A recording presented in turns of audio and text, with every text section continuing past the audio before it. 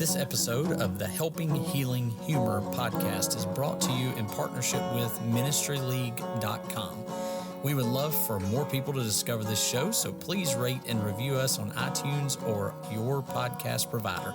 Feel free to share on your social media and subscribe at benandtravis.com for the free ebook, 28 Days of Focused Living. Welcome into the Helping Healing Humor podcast with Ben and Travis.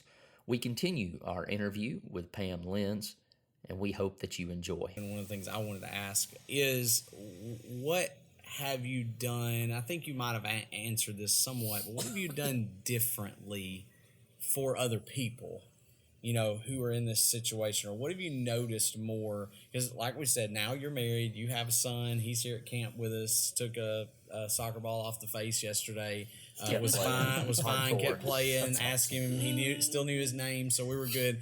But, you know, all that, now though that you're in that different place, what now do you notice? What do you do? What are some ways that now maybe you feel like, because we talk a lot, Will and I do some groups and we talk about whatever it is you've been through, now you've qualified to help somebody else through it. Mm-hmm. What's something that you do to help other people through it?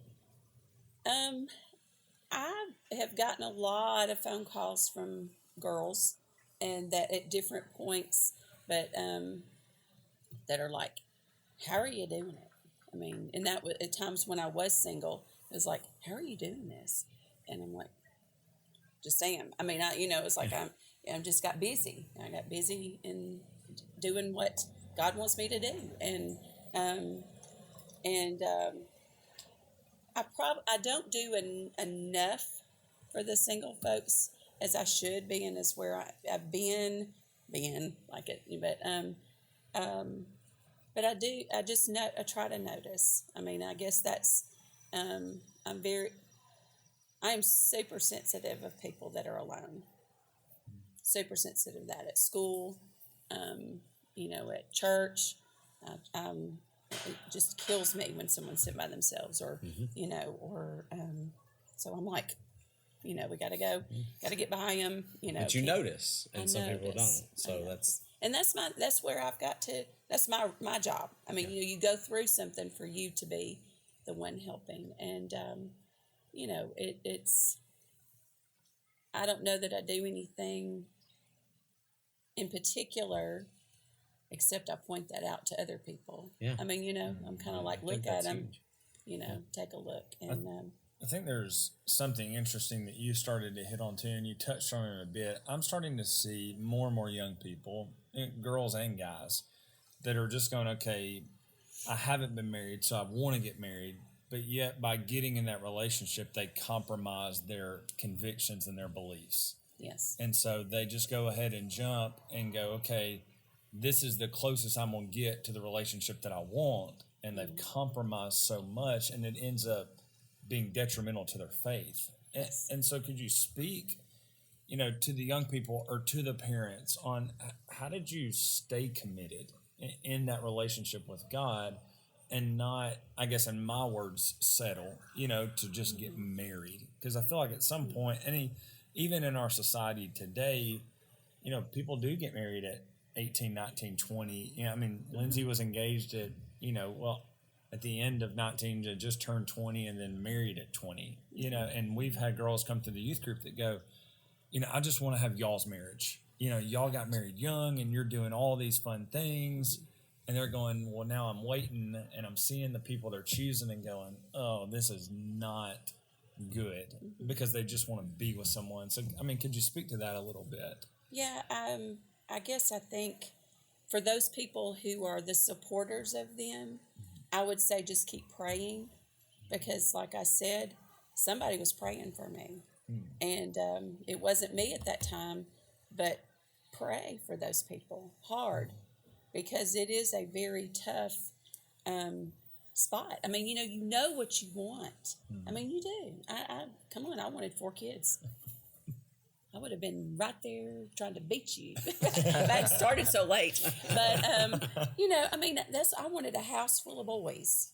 And I got a couple of teenagers I can borrow anytime you want. Yeah, but and then it's like, okay, I'm 37. And I never thought I would have one.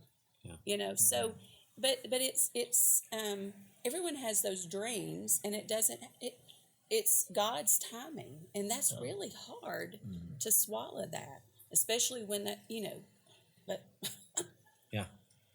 and I like to be in control, and I like to take care of and make that happen. But I think families, parents, pray fervently, and then for those friends who can see, go and talk to them. If they are not, if they don't talk to you for the rest of their life, but you kept them from marrying someone wrong, good for you.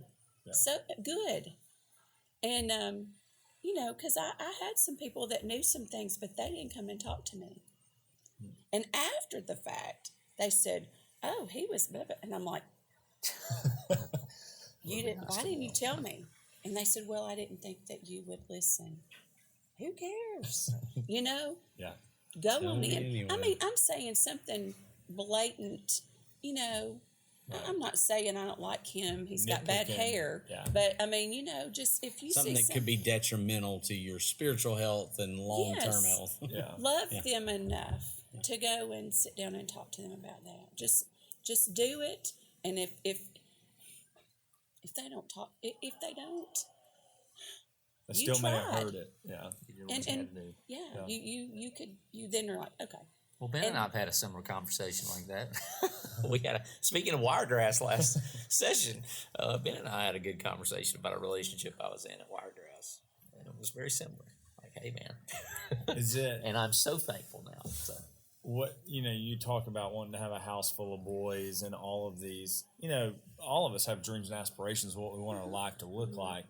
Even through all of those, things of maybe not having it to look exactly what you wanted it, was it worth the wait? Yes, it was. And I guess when I look back, and that would be a whole other podcast of, I mean, I'm just going to tell you, God's hand was so all over that.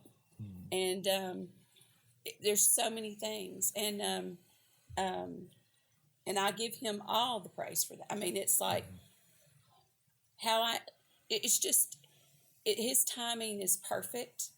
Waiting for his timing to all happen is not great. Easy. But when you look back and you're like, wow, I mean, whoever thought, I mean, Terry lost his first wife and to cancer. And I was going to church with him all that time. I didn't think anything. I mean, he's married. I mean, I don't. Yeah. And bless. Yeah. I mean, his wife's dying of cancer, and then all of a sudden we're dating. I'm like, wow. And God's perfect timing. We're in the same church together all that time, and I never really talked to him. Yeah. But that is a whole other story. He is a fun guy. Oh, yeah. No doubt. He might be fun to have on the podcast for that episode. Oh, my, yeah. Talk about no filters. Here we come. May have to have a little editing with that one, but anyway.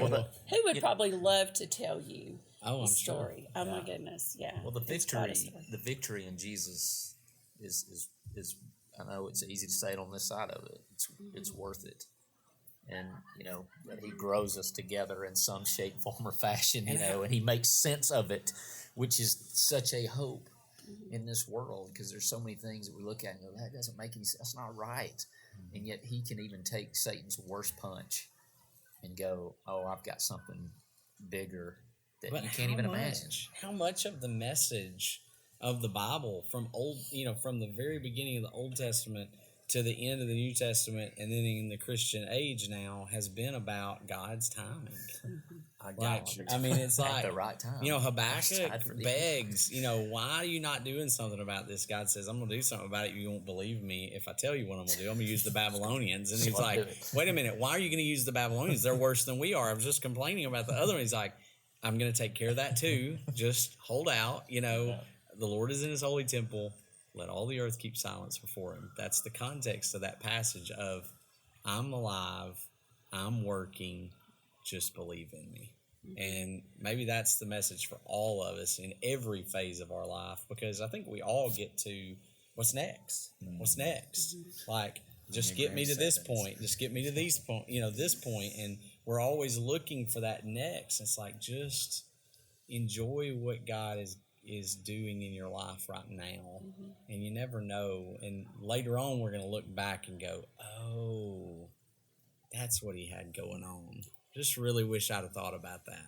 Because, just sitting right here, right now, if I had not been single, I might not have come to Maywood a long time ago. And I might not be sitting here or have you guys as my friend. I might be listening to some goofballs on a podcast, but I might not know you. And it's like, and I might not be teaching girl. It's just like so many things were all a part of His plan. And I don't know what else. I don't know what else He's got in mind. Yep. And to sit through that journey of not knowing is hard for someone who wants to control it. I want to know, I want to plan, I want to do. I'm going to go back to one other thing for people that, and I guess it's hard to support when you don't know, but just loving that person for who they are. Know them, know their talents, their gifts, not for what they are. We categorize people so much. You're married, you're single, you're widowed, you're this, you're that. Love them for who they are and get to know who they are. We categorize people too much. Teens, elderly. Love people for who they are and what they bring to the table. I dated people who they loved the rock and roll Travis, right, but not the youth minister one. And they loved the youth minister Travis, but not the music guy. And then they wanted a piece. And it was just like, it was hard to balance those. And the whole church work thing makes people uncomfortable. That's just the way it is. And so I just remember tapping out. Okay, God, I'm going to stop forcing your hand. I'm just done looking. And I know it doesn't work out for everybody that way, but then it was like, and here's the person. Oh, it does. It was like, stop pushing the envelope, because you don't know. You don't know what you want. And I was like, God, you're right. It took me 27 years to realize I don't even know what I want. Oh, I was done. I'm like, I am through. I have fallen in love with all the kids. I'm like, I am done. And then it's like, here it is. And it's like, yeah, but you thought you were. And I got to thinking about that one day. Why is it, what is it that gives us that worth? And I remember, I don't know, it was just a couple of weeks ago, I really thought about my kids are not worthy to me because of what they do, but because they're my kids. Like, it's who they are to me that makes them worthy. It doesn't matter what they do. I'm still going, that's my kid. I'm proud of them. That's my kid and I love them. And I think that's when we understand who I am as I'm God's child. No matter what I do, no matter what my situation in life is, my worth, I can be laying on a park bench out there homeless. My worth is in who I am, and I'm God's child. Like, not in what I do and what stage of life or situation in life I am. It's who I belong to. Right. God is my shepherd.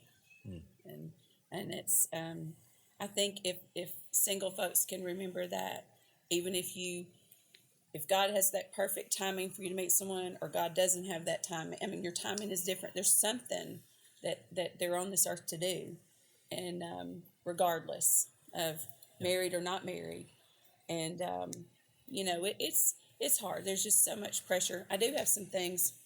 How can you support a single person? You don't have to fix them up. Don't feel like you have to. Don't feel like I need to. You hear that, grandmas? Yeah, well, hey. Every grandma I went to church with had a Church people granddaughter. are probably the worst when it comes to that one, too. Yeah.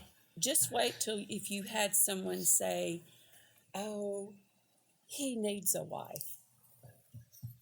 No, he doesn't. And we've chosen I need you. one, but he does not need me. chosen you. It's like, You are the chosen one. Needs someone to straighten him out. No. I volunteer Mama, as you tribute. do that, I'm like, no, why do you think that?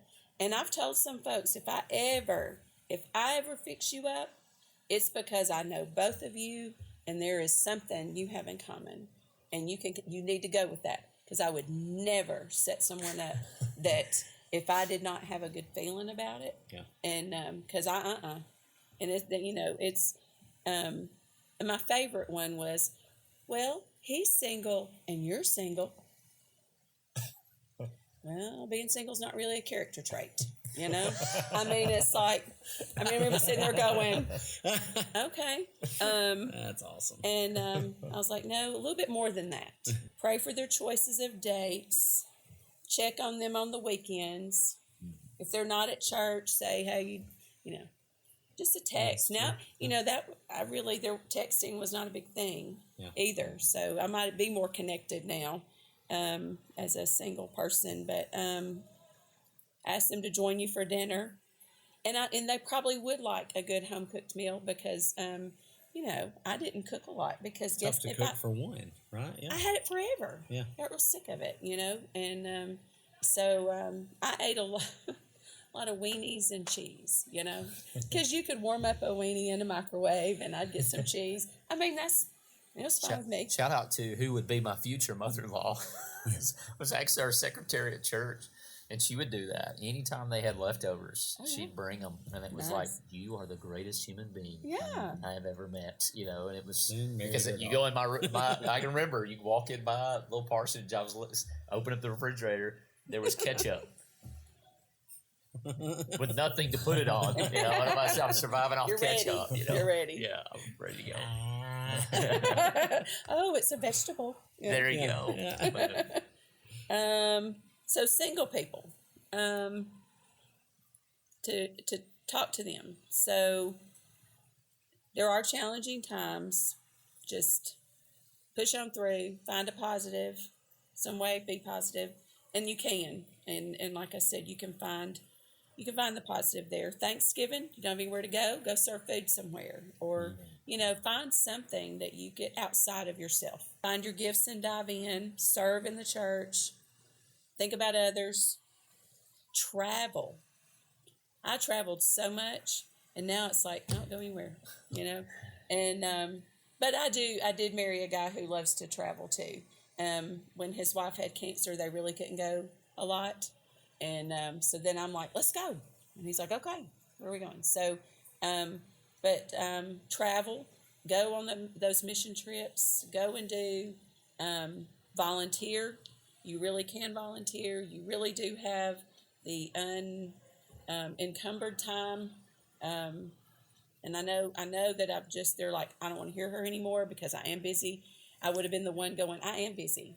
And don't tell me I'm not when I was single. But you're not committed. Some of the greatest friends of youth ministers are single people. Are single people because yeah. you can go, hey, can you come on the trip with us?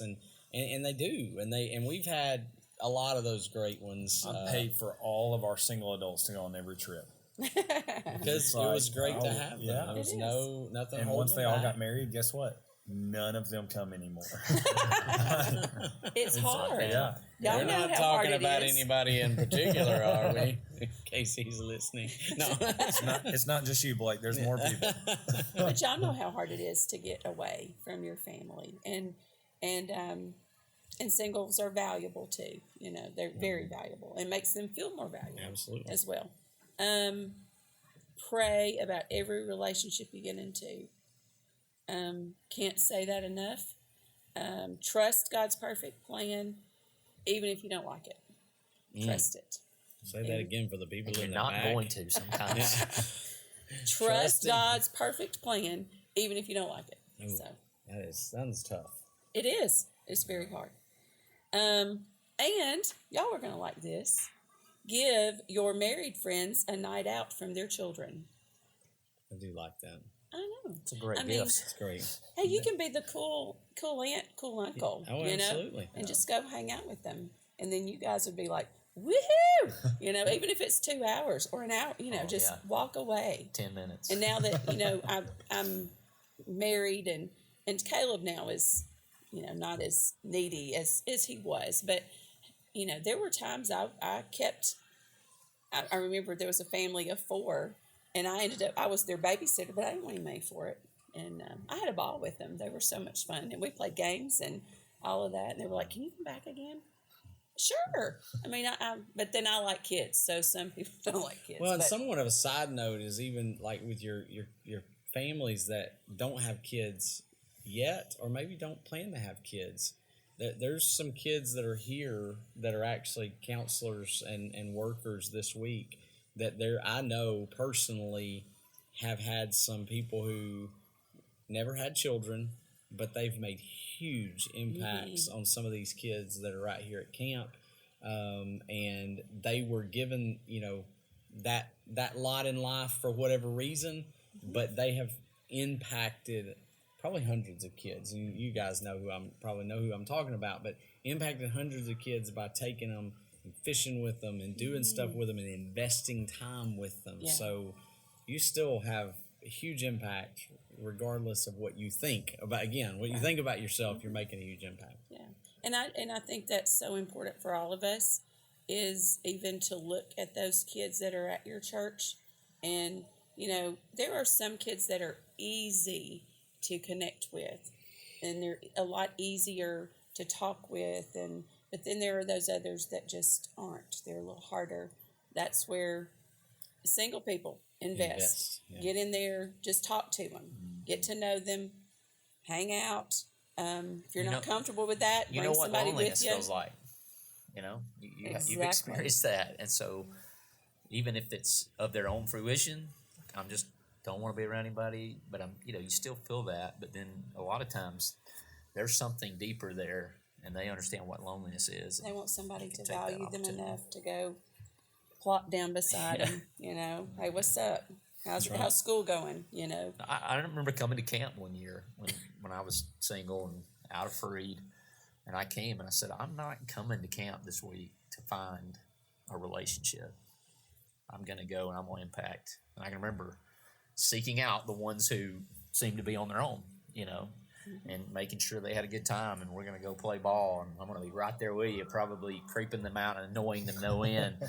But they at least left going, okay, somebody cared enough to put a smile, or at least Temp put a smile on my face. So You got outside of yourself. yes, yeah. And you said, I didn't come looking here. out It's not for about others. me this week, Right. You got to look for others. And I think that's therapy for all of us. If we're feeling low, we're feeling devalued, look around and look for other people. And when you find, if you folks find someone out there that you're thinking, oh, this is an important person, but they want you to give up something that is important to you, you got to really look at that and go, because I am very blessed. Sunday night, Terry sent me the sweetest message about how proud he was of me, and and very supportive. And I mean, the man has 2 weeks out of the year. Does that I'm work? gone. Does that work? What do you mean work? Did it work? Did it make you feel good? It did. Well, it did. I was like, well, Awesome. thank you, because there is that guilt of being gone, Yeah. And I was like, well, thank you, because, Caleb and I are both gone. He's probably living it up, He is. and he's in this recliner. He said, yeah, anyway. Living the best life. He's having a great time. I already know that. But, I think it's just, God has blessed me with a really great life.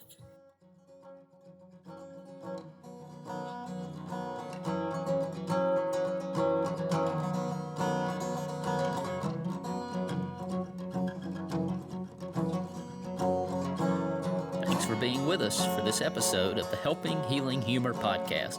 Be sure to download our free ebook, 28 Days of Focused Living, at benandtravis.com and receive all of our Helping Healing and Humor extra content directly in your inbox.